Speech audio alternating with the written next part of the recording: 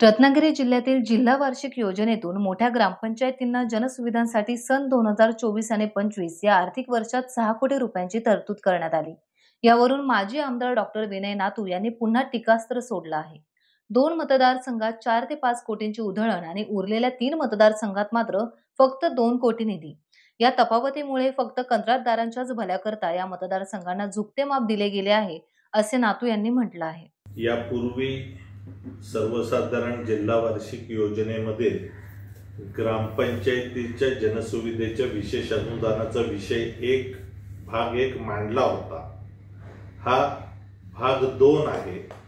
मोठ्या ग्रामपंचायतींना जनसुविधेसाठी विशेष अनुदान, म्हणजे जिल्हा वार्षिक योजनेतही 2 पद्धतीनं अनुदान वाटप होतं, एक मोठ्या ग्रामपंचायतींकरता आणि एक सर्वसाधारण ग्रामपंचायतींकरता। याकरता 2024-25 या आर्थिक वर्षात 6 आंबा घाटातील एका दरीत वसलेल्या संगमेश्वर तालुक्यातील दख्खन धनगरवाडीत आजही जागेअभावी वस्तीपर्यंत रस्ता पोहोचलेला नाही। परिणामी स्वातंत्र्याच्या अमृत महोत्सवानंतरही दख्खन पूर्व धनगरवाडी अंधारातच आहे। वस्तीत वीज पुरवठा व्हावा यासाठी रितसर मागणी आणि 7 कुटुंबांनी वीज मीटरची 2017 साली देखभरणा केले होते। मात्र या प्रकारास 8 वर्षे उलटून गेली तरी अंमलबजावणीचा पत्ता नाही। भयावह परिस्थितीशी तोंड देत एक दिवस पुढे ढकलणाऱ्या या कुटुंबांच्या घरी वीज कधी पोहोचणार असा प्रश्न आता उपस्थित होतोय।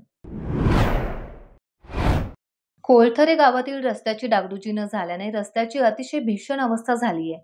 मोठ्या पावसात रस्त्यात पाणी साचून वाहन चालकांना अक्षरशः कसरत करावी लागतीये।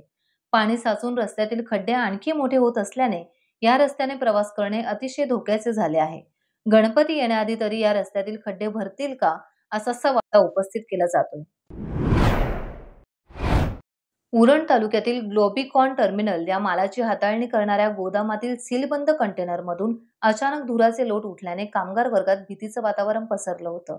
या घटनेत कोणतीही जीवितहानी झाली नसल्याची माहिती सूत्रांकडून सांगण्यात येते। घटनेसंदर्भात महसूल विभाग, प्रदूषण नियंत्रण मंडळ आणि स्थानिक ग्रामपंचायत यांच्याकडे याबाबत कोणतीच नोंद नसल्याने आश्चर्य व्यक्त केले जात आहे।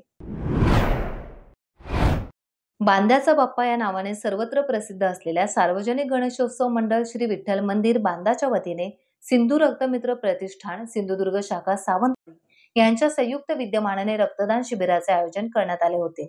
शिबिराचे यंदाचे 6वे वर्ष होते। व्यापारी भुवन बांदा सभागृहात हे शिबिर झाले। सावंतवाडी रक्तपेढी तसेच गोवा बांबोळी रक्तपेढीच्या यावेळी रक्त संकलन केले। खालापूर तालुक्यातील ग्रुप ग्रामपंचायत लोधिवली हद्दीत सेंट जोसेफ ही आंतरराष्ट्रीय दर्जाची शाळा आहे।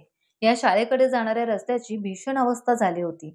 या रस्त्याची मालकी कुणाकडे आहे यावरून महाराष्ट्र जीवन प्राधिकरण आणि सार्वजनिक बांधकाम विभाग यांच्यात वाद निर्माण झाला आहे। गेली 2 वर्ष हा रस्ता वादात असून महाराष्ट्र जीवन प्राधिकरण पाईप टाकण्याचं काम रस्त्याच्या मध्यभागी करत असून पाईपलाईन टाकण्यासाठी खोदकाम केल्याने हा रस्ता धोकादायक झाला होता।